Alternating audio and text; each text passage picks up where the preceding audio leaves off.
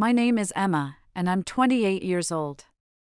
I had always prided myself on being the good one, the one who didn't cause trouble at family gatherings. Born into a tight-knit family, I grew up with the idea that Christmas dinners should be filled with warmth, laughter, and endless love. The whole family would come together, the aroma of turkey filling the house, and everyone catching up with each other, sharing stories from the year gone by. But one Christmas, it all fell apart, well, at least for me, and that was the moment I realized the power of revenge.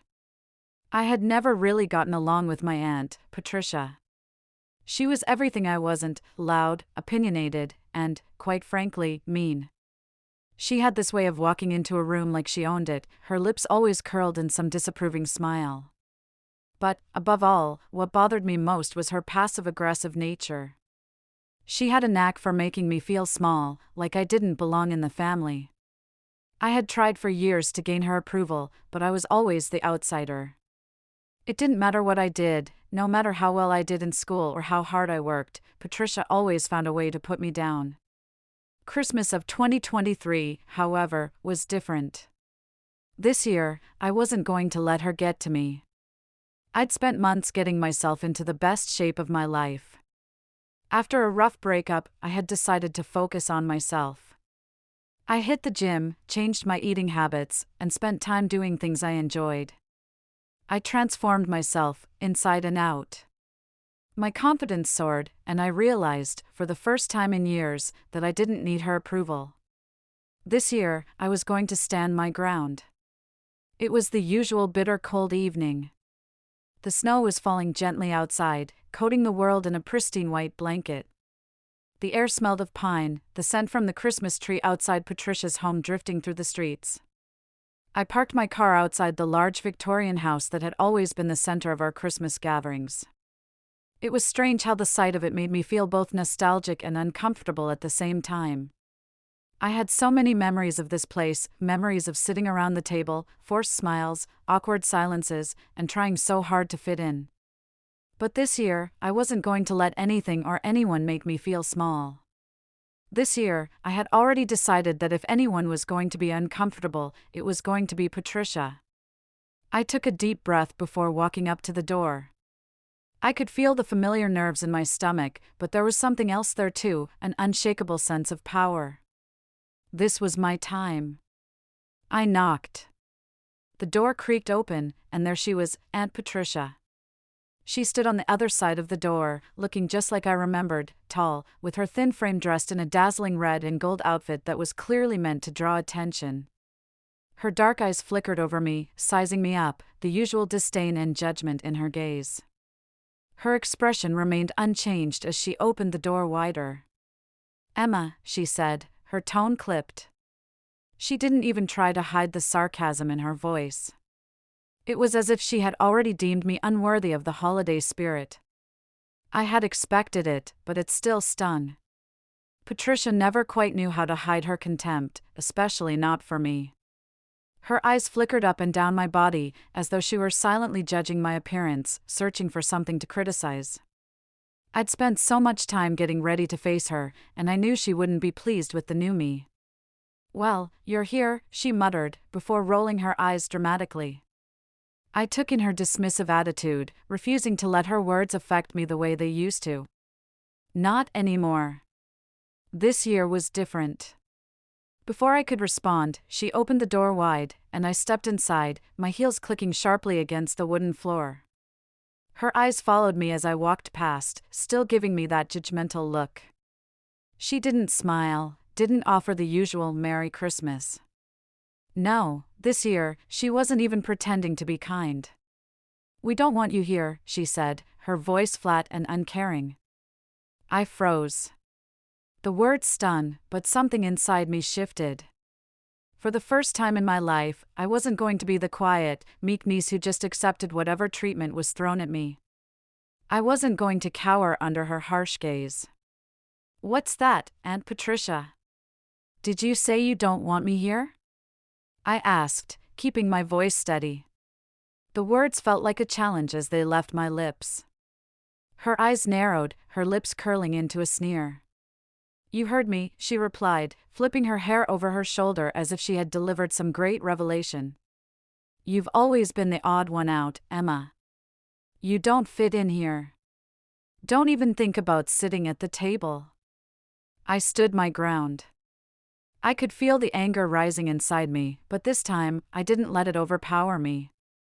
I didn't let it turn me into the person I had been before, the person who let her dominate me with her words. Funny, I said, raising an eyebrow. I've been thinking a lot about fitting in. And you know what? Maybe it's time I stopped trying to fit in with people who clearly don't want me around. The words came out smoother than I had expected, and I could see the brief flicker of surprise in Patricia's eyes. She wasn't used to me talking back, and she certainly wasn't used to me standing up for myself. But it felt good. She leaned against the doorframe and shrugged, her face unreadable. Fine, she said, her voice cold. Do whatever you want. I'm not stopping you. I took a deep breath and walked past her, refusing to let her control the situation anymore. The tension in the air was palpable as I stepped into the living room. It was decorated with the same over-the-top decorations Patricia always used, gold garlands, a towering Christmas tree, and far too many candles. The whole thing felt artificial, much like her. Everyone was already sitting at the table, half-hearted conversations floating in the air as they caught sight of me. Their eyes darted from me to Patricia, unsure of how to react. I could feel their discomfort, but I wasn't going to shrink back into the shadows. Not anymore. I took my seat at the far end of the table, making sure Patricia could see me clearly. She had to see that I wasn't going to cower. Her lips twisted into a tight smile, but it was the kind of smile that said, I'm still in control. But that smile faded as I leaned back in my chair, a calm smirk playing on my lips. The power had shifted, and I could feel it in every bone of my body. The dinner proceeded, but it was different this time. The turkey was carved, the wine poured, and the usual conversations filled the room. But this time, each comment Patricia made felt sharper. The little jabs she threw in my direction were more pointed, more deliberate. I could tell she was trying to get under my skin. But I wasn't biting. The moment of reckoning came after dessert. Patricia stood up to give her annual toast. It was always the same, praise for the perfect family, subtle jabs at anyone she felt had disappointed her, and, of course, her own glorified version of Christmas cheer. I could feel the entire room hold its breath as she raised her glass. Here it was. The moment I had been waiting for. The moment I would finally get to speak up. As expected, Patricia looked directly at me before raising her glass. Here's to family, she began, her eyes narrowing. May we all continue to strive for perfection. The room fell silent. Everyone knew where this was headed. I had been waiting for this moment, knowing that Patricia would take the opportunity to make her usual snide comment about me. But this time, I wasn't going to let it slide. I stood up, my glass still in hand. Strive for perfection? I repeated, my voice cutting through the silence like a sharp blade.